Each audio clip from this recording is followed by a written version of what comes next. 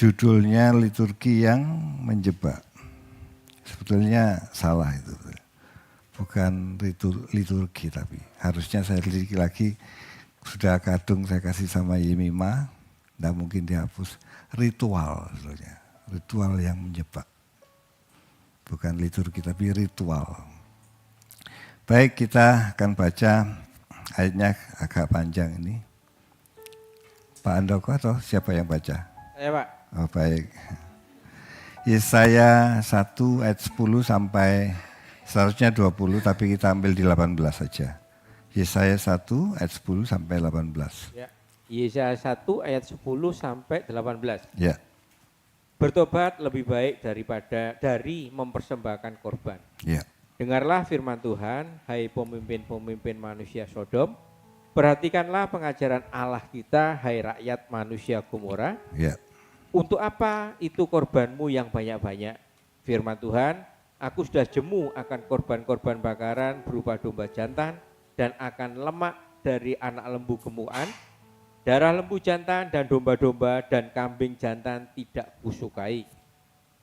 Apabila kamu datang untuk menghadap di hadiratku, siapakah yang menuntut itu daripadamu? Bahwa kamu menginjak-injak pelataran bait suciku. Jangan lagi membawa persembahanmu yang tidak sungguh, sebab baunya adalah kejijikan bagiku. Kalau kamu merayakan bulan baru dan sabat atau mengadakan pertemuan-pertemuan, aku tidak tahan melihatnya karena perayaanmu itu penuh kejahatan. Perayaan-perayaan bulan barumu dan pertemuan-pertemuanmu yang tetap, aku benci melihatnya. Semuanya itu menjadi beban bagiku, aku telah payah menanggungnya. Apabila kamu menadahkan tanganmu untuk berdoa, aku akan memalingkan mukaku. Bahkan sekalipun kamu berkali-kali berdoa, aku tidak akan mendengarkannya sebab tanganmu penuh dengan darah. Basuhlah, bersihkanlah dirimu, jauhkanlah perbuatan-perbuatanmu yang jahat dari depan mataku, berhentilah berbuat jahat. Belajarlah berbuat baik, usahakanlah keadilan, kendalikanlah orang kejam, belalah hak anak-anak yatim, perjuangkanlah perkara janda-janda, marilah baiklah kita berperkara. Firman Tuhan, sekalipun dosamu merah seperti kirmisi, akan menjadi putih seperti salju, sekalipun berwarna merah seperti kain kesumba, akan menjadi putih seperti bulu domba. Ya, makasih Pak Andoko. Ya Pak, sama-sama. Kita tadi dibacakan semua oleh Pak Andoko.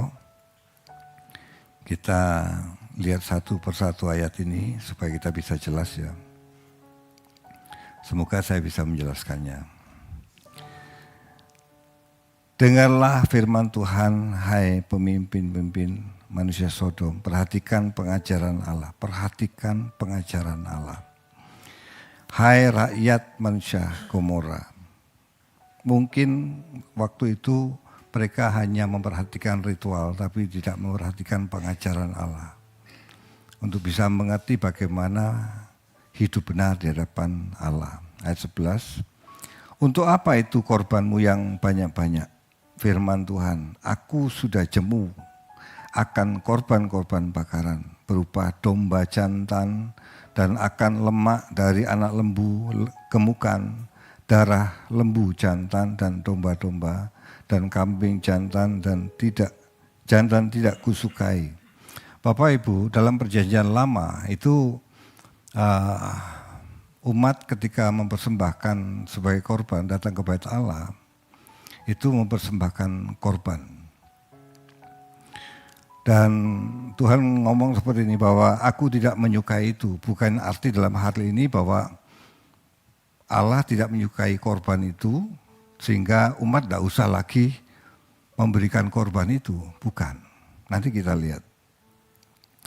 Apabila kamu datang untuk menghadap di hadiratku, siapakah yang menuntut itu daripadamu? Bahwa kamu menginjak-injak pelataran bait suciku. Bicara menginjak pelataran bait suci itu bicara tidak menghormati. Tidak menghormati. Ayat 13, perhatikan. Jangan lagi membawa persembahanmu yang tidak sungguh. Poinnya di sini. Jadi orang Israel mempersembahkan kambing kalau orang kaya lembu, kalau orang yang ekonomi sedang domba, kalau orang miskin dia burung tekukur. Nah, mereka mempersembahkan tidak perkelanya bukan karena persembahannya, tentu persembahan itu mewakili sikap hatinya tentu ya. Tapi dalam hal ini Tuhan katakan bahwa kamu mempersembahkannya tidak sungguh-sungguh.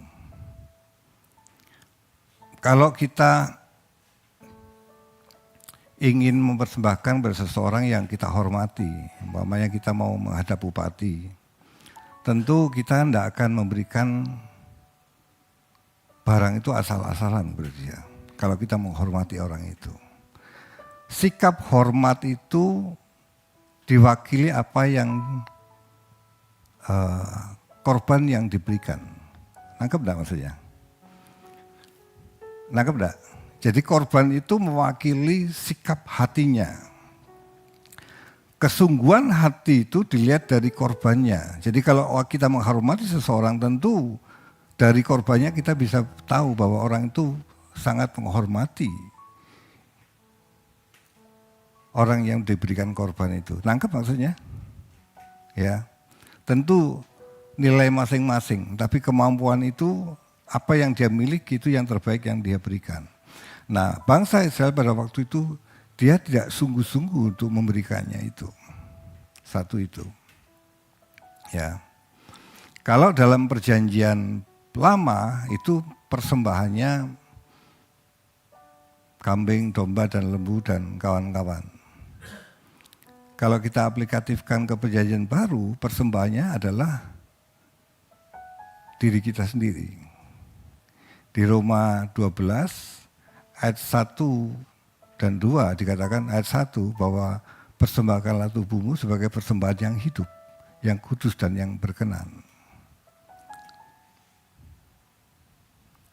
Kita kalau dalam Pak David pernah sampaikan bahwa nyanyian kita hari ini di gereja itu sebetulnya penggantian dari korban yang orang Israel pada waktu di pembuangan. Betul Pak David ya. Jadi ketika orang Israel dalam pembuangan, dia tidak lagi mempersembahkan kambing dan domba. Kenapa? Karena bait Allahnya sudah tidak ada.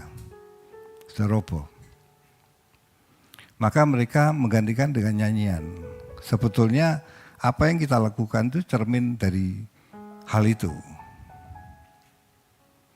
Nah di sini dikatakan bahwa persembahan itu menjadi kejijikan ketika tidak dipersembahkan dengan sungguh hati.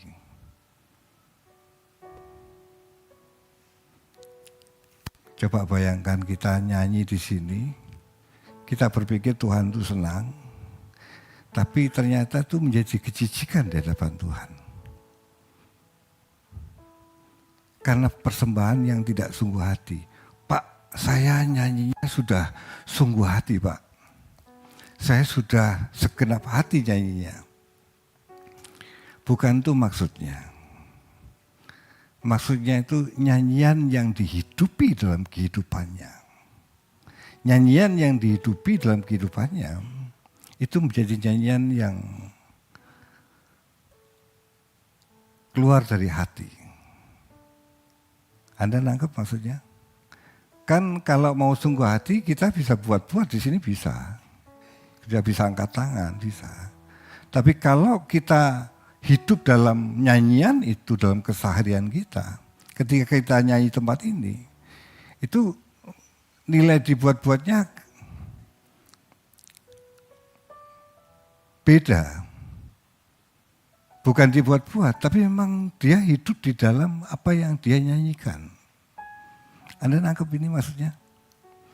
Mungkin saya tidak bisa membahasakannya yang bagus, tapi maksudnya ketika apa yang kita nyanyikan, kita mengalaminya, kita hidup di dalamnya.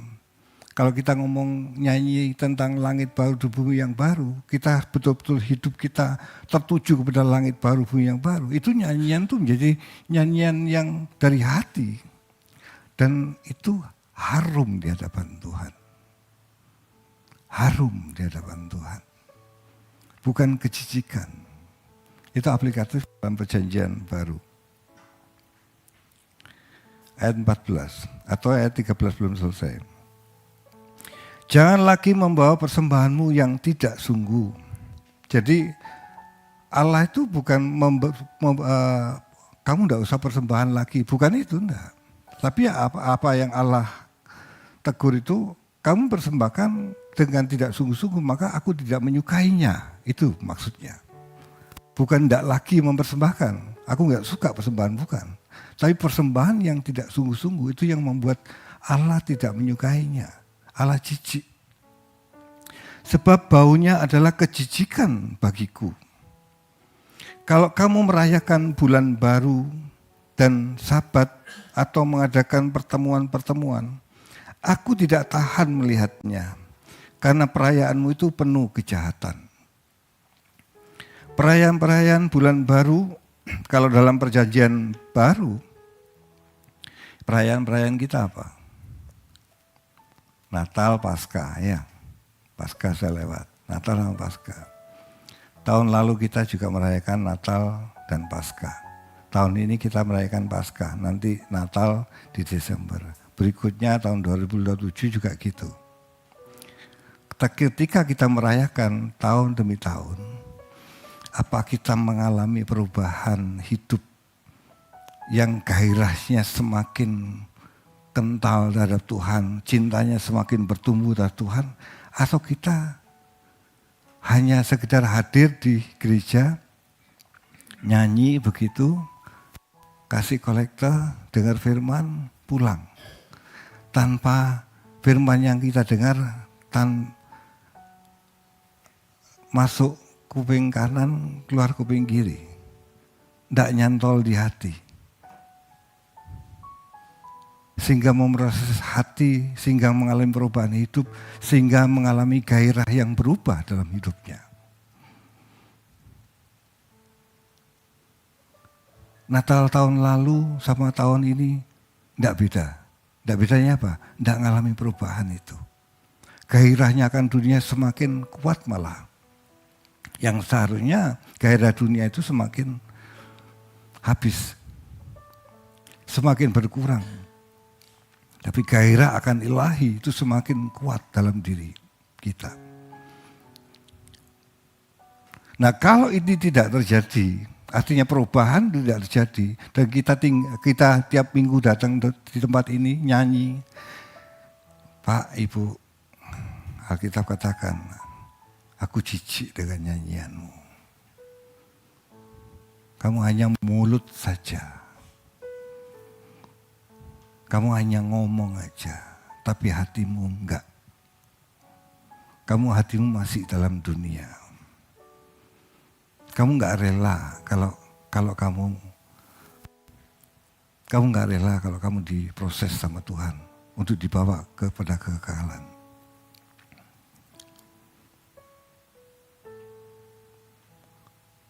Menjadi kejijikan di hadapan Tuhan. Saya ulang ayat 14. Perayaan-perayaan barumu, itu kayak Paskah, Natal, dan pertemuan-pertemuanmu yang tetap, pertemuan-pertemuan tetap ya kayak gini. Hari Kamis ini, itu pertemuan tetap. Ibadah Minggu, PA, termasuk doa pagi yang kita lakukan. Itu kan ritual. Bukan salah doa paginya, tapi kalau kita melakukan doa pagi, ikut PA, ikut ibadah seperti ini, tapi tidak mengalami perubahan hidup, karena hatinya tidak rela untuk diproses, itu menjadi kejijikan di hadapan Tuhan.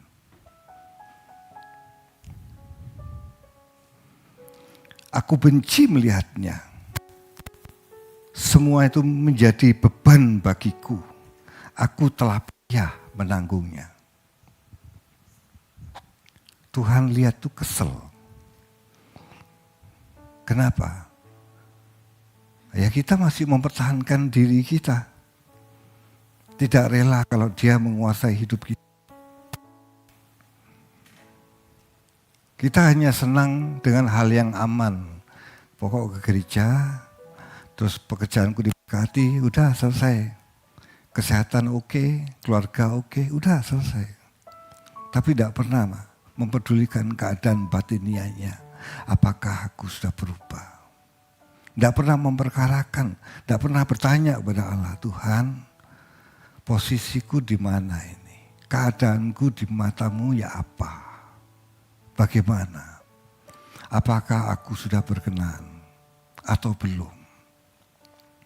Kalau Bapak Ibu sungguh-sungguh memperkarakan ini, Roh Kudus pasti tolong, pasti bicara sama kita.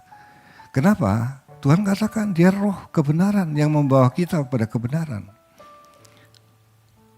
Yang bisa menuntun kita kepada kebenaran hanya dia. Kalau kita ngomong sama dia, dia pasti tuntun kita. Dengan caranya masing-masing. Amin. Keras ya. Tidak ada yang amin babnya. Ayat 15. Apabila kamu menadahkan tanganmu untuk berdoa, aku akan memalingkan mukaku. Bahkan sekalipun kamu berkali-kali berdoa, aku tidak akan mendengarkannya, sebab tanganmu penuh dengan darah. Mungkin kita tidak membunuh, enggak. Tapi ketika kita ada suatu ketidakadilan yang terjadi, tapi kita melakukan hal itu menjadi kejijikan. Ketika kita nyanyi di gereja, kita memuji Tuhan. Tapi apa yang kita lakukan di luar gereja menjadi kejijikan di hadapan. Amin. Pak, saya belum sempurna, Pak. Ayo, mari berperkara dengan Tuhan. Basuhlah, bersihkanlah dirimu. Jauhkanlah perbuatan-perbuatanmu yang jahat dari depan matamu. Berhentilah berbuat jahat. Belajarlah berbuat baik. Usahakan keadilan. Kendalikan orang kejam. Kendalikan orang kejam ini bukan orang lain yang kita kendalikan orang lain, tapi kendalikan diri kita. Yang dimaksud itu kendalikan diri kita. Kekejaman yang dalam diri kita itu yang dikendalikan. Belalah hak anak yatim, perjuangkan perkara-perkara janda-janda, maksudnya perhatikan orang yang lemah. Ketika kita melihat orang lemah dan hati sudah dipenuhi dengan belas kasihan, tapi kita menghindar hal itu. Kita menghindar sebagai korban. Korban itu sakit Bapak Ibu. Kalau Roma 12 ayat 1 bahwa persembahkan tubuhmu dengan kudus dan berkenan di hadapan Allah. Ketika korban itu dipersembahkan, itu ada darah yang tercurah, ada disembelih. Manusia itu lebih memilih yang enak dalam hidupnya. Tidak mungkin memilih yang menderita dalam hidupnya. Kalau di depan saya, di sini ada kue, yang sini enak, yang sini tidak enak. Pasti milih yang mana? Pasti milih yang enak. Kalau di rumah saya ada mobil baru, mobil lama, mau keluar pakai mobil yang mana? Baru. Kalau saya punya rumah yang satu biasa, yang satu mewah, yang saya tinggalin yang mana? Pasti yang mewah. Manusia itu naturalnya memilih yang terbaik dalam hidupnya. Itu naluri. Tapi ikut Yesus itu seperti Yesus memilih di kayu salib, memilih penderitaan. Kenapa demikian? Karena itu yang mengubah hidup kita. Karena itu yang menjadi korban yang harum di hadapan Tuhan.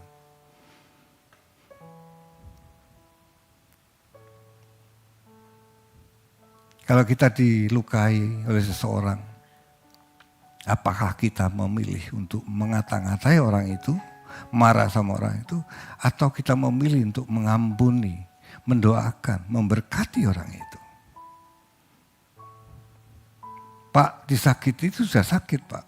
Apalagi kita mengampuni, kita memberi yang terbaik buat dia, itu tambah sakit. Itu yang bertumbuh. Amin. Amin. Kalau di dunia gym, itu semakin sakit, itu semakin ototnya semakin gede, semakin pecah.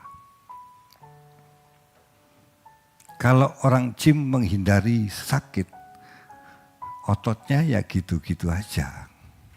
Tidak ada pertumbuhan. Tentu makanannya harus protein yang tinggi ya. Tapi walaupun makan protein tinggi, kalau dia tidak nge-gym dengan berani bayar harganya, dia harus maksimalnya 50 kilo, tapi dia angkat sudah cukup 20 kilo aja. Daripada saya sakit, ototnya tidak akan bertumbuh. Kalau orang perempuan mungkin alasannya gini, saya takut gede. Perempuan tidak bisa gede, kecuali dia minum pakai steroid ya. Tidak bisa gede, tapi paling tidak ototnya keras. Kalau ototnya keras, dia bisa menunjang tulangnya. Ketika mungkin kepelicuk, dia bisa tahan dengan ototnya itu. Tidak ngelambir gitu loh. You know ngelambir? Ya, otot yang ngelambir tidak bisa nahan tulangnya. Ibarat cor-coran itu, cor-corannya itu mudah gitu loh. Besinya tidak kuat. Sama. Sampai kok kemana-mana ini ya. Sama. Otot rohani kita itu kalau tidak ketemu dengan penderitaan, tidak akan bertumbuh.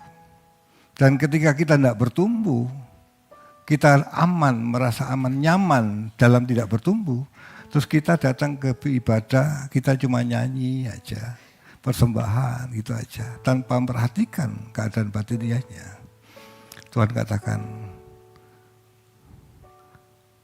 aku sudah capek menanggung kamu. Aku jijik dengan omonganmu, dengan pujianmu. Bagi orang yang sungguh hati mempersembahkan hidupnya kepada Tuhan, rela untuk digarap oleh Tuhan,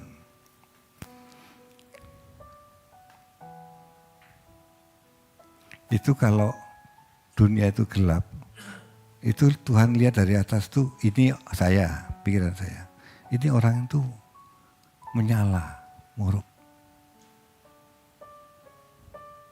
Tuhan katakan di firman-Nya gini, Allah menjelajah seluruh bumi, matanya menjelajah seluruh bumi, untuk memberikan kekuatan bagi mereka yang sungguh hati. Allah itu kalau ada orang yang sungguh hati, itu murub orangnya. Allah memberikan kekuatan untuk bisa hidup di dalam kebenaran. Amin.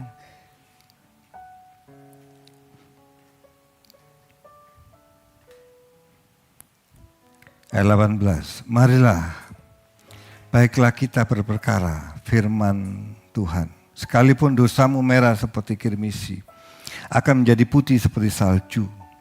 Sekalipun berwarna merah seperti kain kesumba, akan menjadi putih seperti bulu domba. Tuhan ngajak, ayo. Aku tahu keadaanmu gak sempurna. Tapi kalau engkau datang kepadaku, kau mau selesaikan hidupmu, ayo berperkara dengan aku. Aku mau selesaikan. Meskipun dosamu semerah apapun, aku bisa selesaikan. Segelap apapun aku bisa selesaikan. Datang kepadaku, aku mau menyelesaikannya. Jangan cuek dengan keadaan batiniah kita. Ya pokoknya saya ke gereja, setor muka, udah selesai. Persembahan, dengarkan firman, ngerti gak ngerti, bablas sang ini, udah selesai. Pak, Bu, itu menyakitkan hati Tuhan, walaupun Anda sudah datang ke gereja. Pak, Bu, kalau Bapak Ibu masih baru, maklum, enggak apa-apa. Tapi kalau sudah puluhan tahun datang ke gereja dan enggak mengalami perubahan hidup, ketika kita nyanyi, itu menjijikkan bagi Tuhan. Ini firman bukan hanya untuk Anda, tapi untuk saya juga.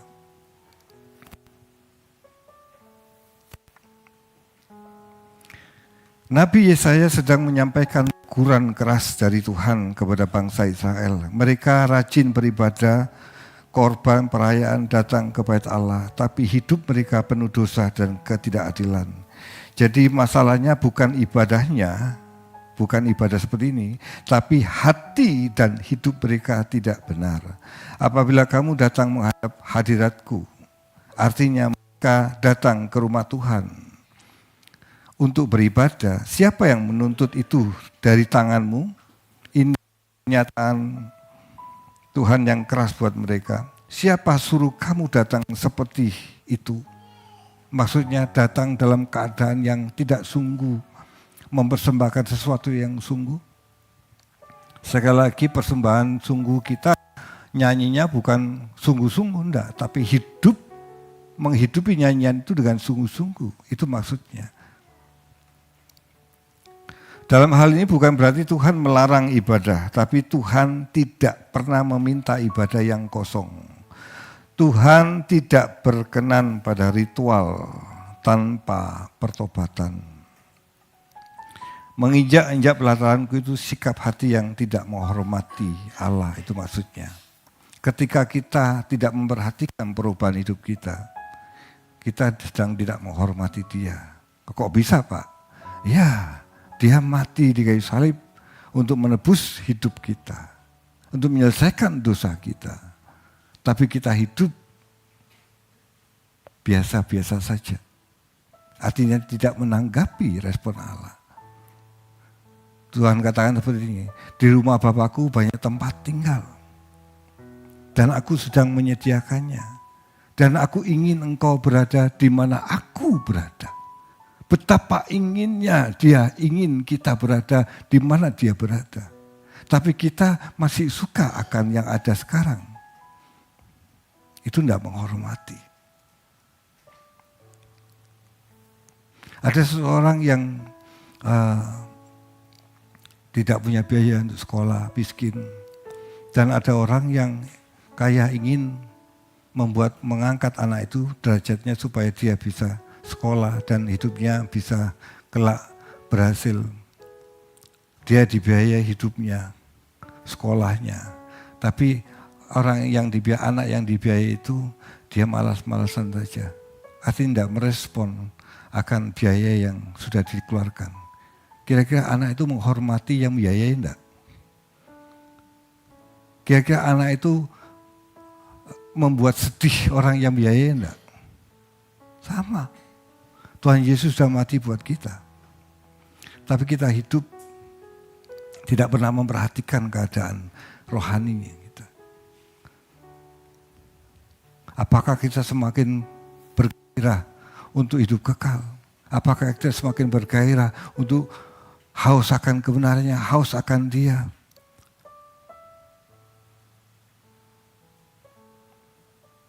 Terus kita datang ke gereja, kita nyanyi pujian.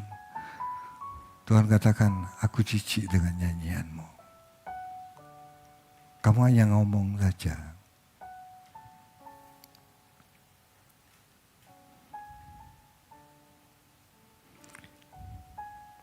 Ini bahasa yang keras.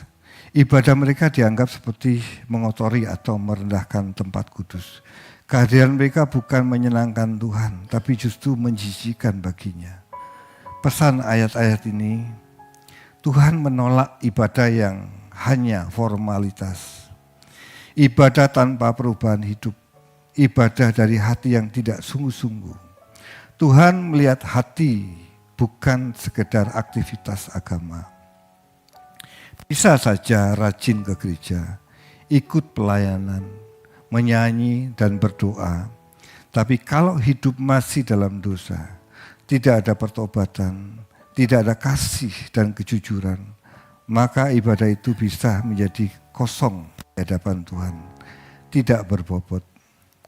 Tuhan tidak butuh ibadah yang ramai, tapi hati yang benar. Tuhan disukakan dengan hati yang benar.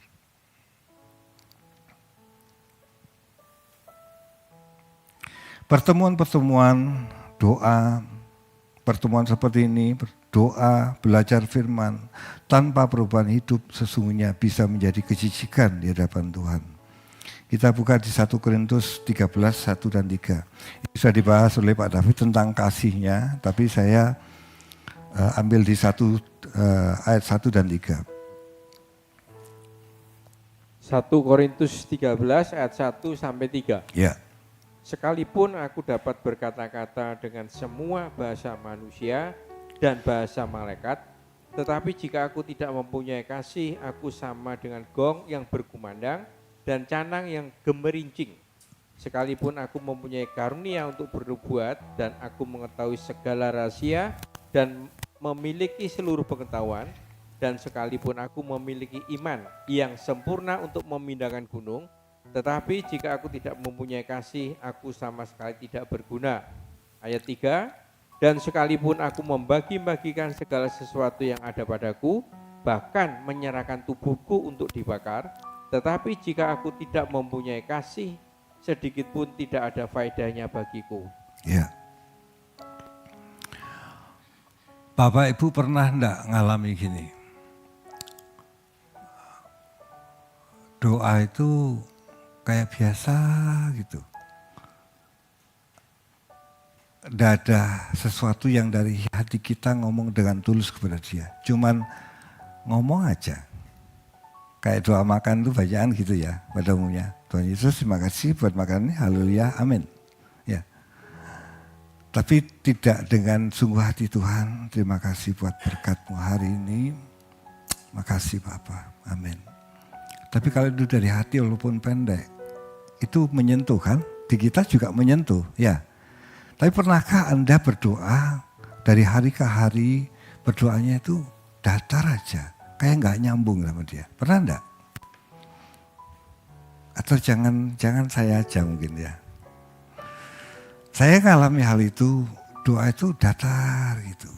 Kadang gandengan tangan istri mau tidur biasanya, terus kita berdoa bareng. Sering saya doa itu datar gitu, biasa, gak nyentuh gitu. Tapi kalau nyentuh enggak selalu harus keluar air mata, tapi biasanya keluar air mata. Terus hati kita merasakan bahwa itu nyentuh gitu loh. Baik nyentuh Tuhan, nyentuh hati kita. Pertanyaannya gini, kenapa kok dalam waktu yang panjang bisa terjadi datar seperti itu? Karena rohani kita tidak meningkat. Stagnan.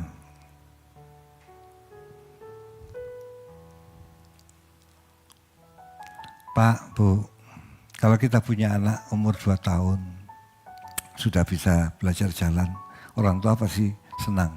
Ya. Ketika orang tua menyuruh anak itu, ayo Joni ambilkan tas mama, terus dia jalan dengan berjuang, terus ambil tasnya mamanya, terus diberikan sama mamanya, terus tepuk tangan. Senang mamanya. Senang, mamanya senang, papanya juga lihat senang. Tapi kalau anak itu umur 40 tahun, masih lakukan yang sama, kira-kira orang tuanya senang enggak? Bisa-bisa sedih.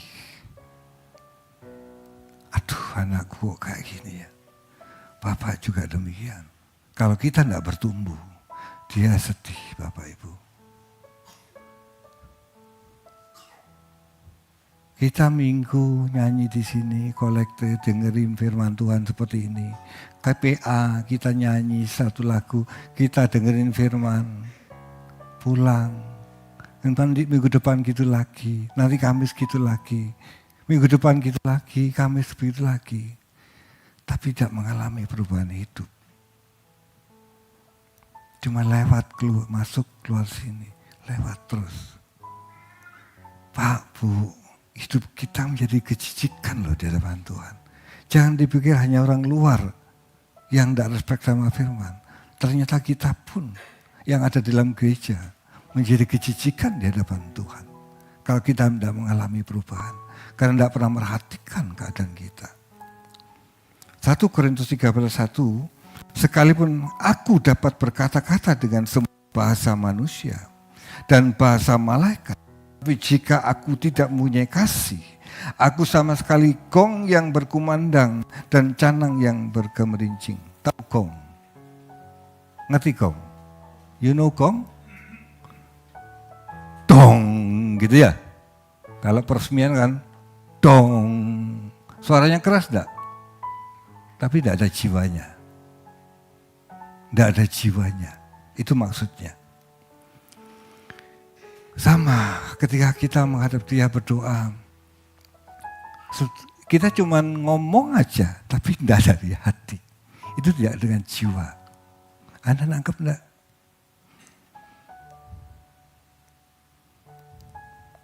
Anda bisa bahasa Indonesia?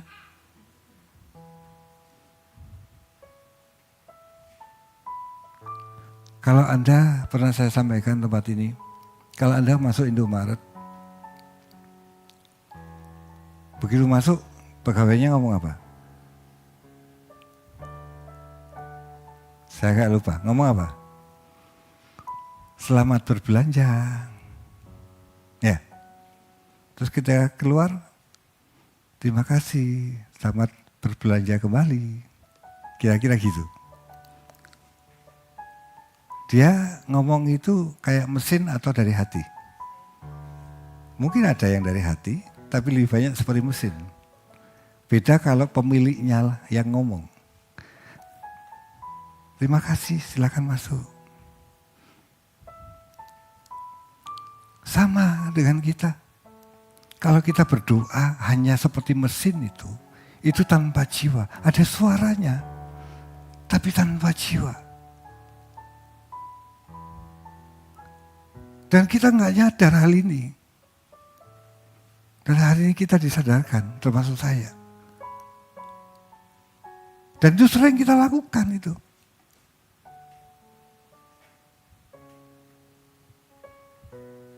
Sekalipun aku mempunyai karunia untuk bernubuat dan aku mengetahui segala rahasia dan memiliki seluruh pengetahuan,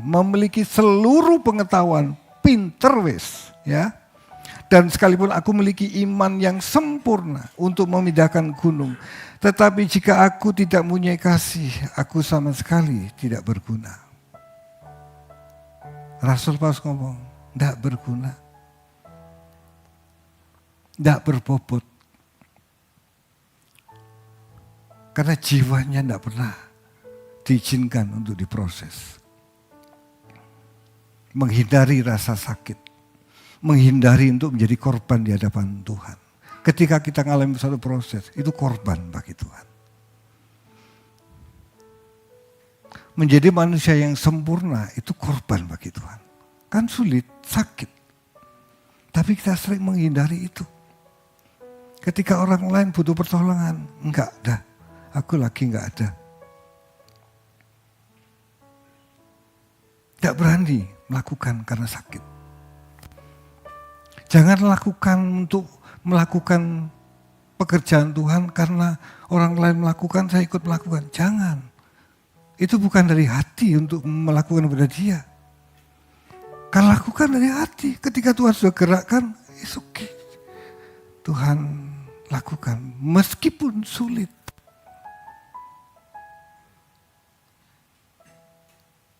Itu yang memberi persembahan bagi Allah. Itu yang harum di hadapan Allah. Amin. Gak usah diaminkan, tidak apa-apa. Ayat 3. Dan sekalipun aku membagi-bagikan segala sesuatu yang ada padaku, bahkan menyerahkan tubuhku untuk dibakar, tetapi jika aku tidak mempunyai kasih, sedikit pun tidak ada faedahnya bagiku. Tidak berbobot. Amin. Ini firman bukan hanya untuk Bapak Ibu, tapi untuk saya juga. Ini menegur saya juga.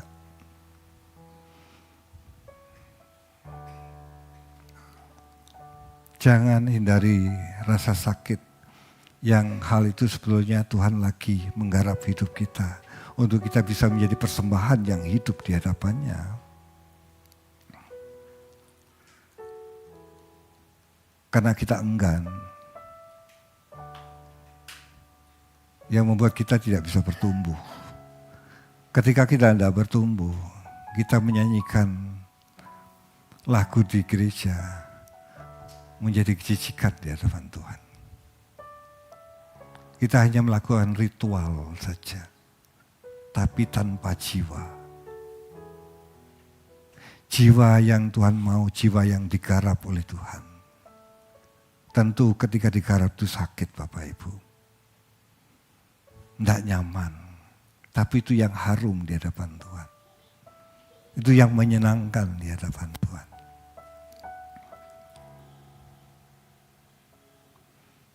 Amin.